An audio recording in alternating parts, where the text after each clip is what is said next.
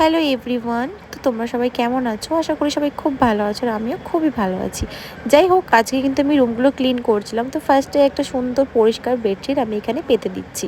আর সত্যি বলতে রুম পরিষ্কার থাকলে দেখবে মনটাও খুব ভালো হয়ে যায়, তাই না? আর আমি কিন্তু সপ্তাহে একবার হলেও চেষ্টা করি রুমটাকে ডিপ ক্লিন করার।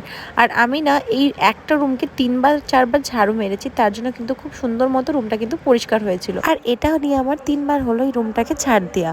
আমি যখন কোনো রুম পরিষ্কার করি সেই রুমটাকে কিন্তু অনেকবার ঝাড় দিই আর অনেকবার পরিষ্কার করি, তাহলে না রুমটা কিন্তু খুব সুন্দরভাবে পরিষ্কার হয়। এটা হচ্ছে আমার রুমের ফাইনাল লুক। তোমাদের কেমন লাগছে জানিও। তোমরা ভাবো তাই না আমি ভিডিও কীভাবে করি ঝাড় দেওয়ার সময়? আমি রিং লাইটটা লাগিয়ে ভিডিও করতে আরম্ভ করে দিই। আর ভিডিও করলে দেখবে কাজগুলো করতে কিন্তু অনেকটাই দেরি হয়। তো যাই হোক, কোনোরকমভাবে আমি কিন্তু রুমটাকে ঝাড় দেওয়ার পরেই চলে এসেছি উঠানটাকে ভালো করে পরিষ্কার করতে। আর আমাদের উঠানটা কিন্তু অনেক বড়, মানে ওদিকেও অনেকটা আছে, বাট ওদিকটা আজকে আমি ঝাড় দেবো না, শুধু সামনের দিকটা আজকে ভেবেছি একটু ঝাড়ু লাগাবো সুন্দর মতো করে। তো আমাদের কিন্তু প্রত্যেক দিনই উঠানটাকে ঝাড় দেওয়া হয়, মানে প্রত্যেক দিনই পরিষ্কার করা হয়। আমি না হলে আমার বোন, দুজনের মধ্যে একজন প্রতিদিনই কিন্তু এটাকে ভালো করে পরিষ্কার করি। তারপর চলে আসি আমি আমার নিজের রুমে। আমার নিজের রুম কিন্তু আগেই পরিষ্কার করে রেখেছিলাম, আমি কিন্তু ঘুম থেকে উঠে পরিষ্কার করে রেখেছিলাম। আর আমি একটা রুমাল বানাচ্ছিলাম, তো সেই রুমালটা নিয়ে বসেছিলাম সেলাই করতে। ভাবছি প্রতিদিনই করব বাট করাই হচ্ছিল না। তো আজকে ভাবলাম তো চলো আজকে কিন্তু রুমালের কাজটা নিয়ে বসাই যাক। তো এখন আমরা যাচ্ছি বিড়ালের বাচ্চা দেখতে। আমাদের এই ঘরটাতে বিড়ালের বাচ্চা হয়েছে নাকি। ঈশান, তুমি বিড়ালের বাচ্চা দেখেছো? বড় আছে? আমাকে একটা দেবে? বিড়ালের বাচ্চা নেই ওখানে, আমাদের ভুল ধারণা। যাই হোক, এটা হচ্ছে আমাদের বাড়ি। আর এখানটা দেখো, মানে খুবই ধুলো থাকে, বাট এদের বাড়ি হচ্ছে বলে এখানটা কিন্তু ধুয়ে দিয়েছে সুন্দর করে।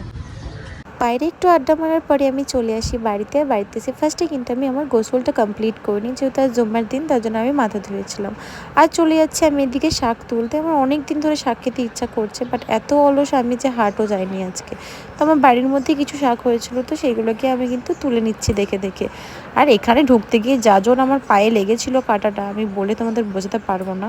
তো যাই হোক, এই কটা শাক কিন্তু আমি তুলেছিলাম। তো ফার্স্টে কিন্তু আমি ভাবলাম যে একটু পরে বাঁচবো, তারপরে দেখলাম যে না, আমার যা অলস মন, আমি কিন্তু এখনই মানে পরিষ্কার করে নিই, না হলে কিন্তু আমি আর পরে করব না।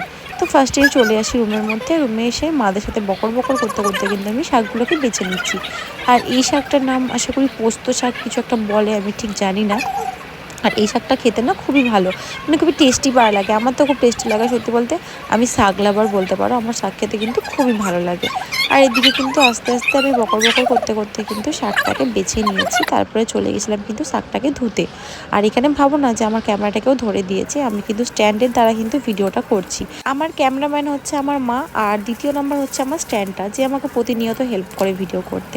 আর মাঝে মাঝে নেহাও শ্যুট করে দেয়। যাই হোক, এদিকে কিন্তু আমি ভালো করে শাকগুলোকে ধুয়ে নিচ্ছি। আর তোমাদের একদিন দেখিয়েছিলাম না যে আতাগুলো পাকলে তোমাদের আমি দেখাবো, আর আতাগুলো কিন্তু খুব সুন্দরভাবে পেকে গেছে। তো আমি 3টে আতা রেখেছিলাম, তার মধ্যে পেকেছে 2টো আতা, আর 6টা সবেদা রেখেছিলাম, তার মধ্যে একটা সবেদা পেকেছে। আর কিছু মানে 3-4টা মতো সবেদা আমি আমার একটা আন্টিকে দিয়েছিলাম। যাই হোক, আর এখানে কিন্তু আরেকটা আতা আছে, 2-3 দিনের মধ্যে কিন্তু পেকে যাবে। আর আজকে আমি যে শাকটা তুলেছিলাম এটা কিন্তু সঙ্গে সঙ্গে রান্না করতে বসিয়ে দিয়েছি। আর শাকের রেসিপি আমি তোমাদের দিলাম না, তোমাদের যদি কারো শাকের রেসিপি লাগে আমাকে অবশ্যই কমেন্ট করো। তবে আজকের মতো আসি, টাটা।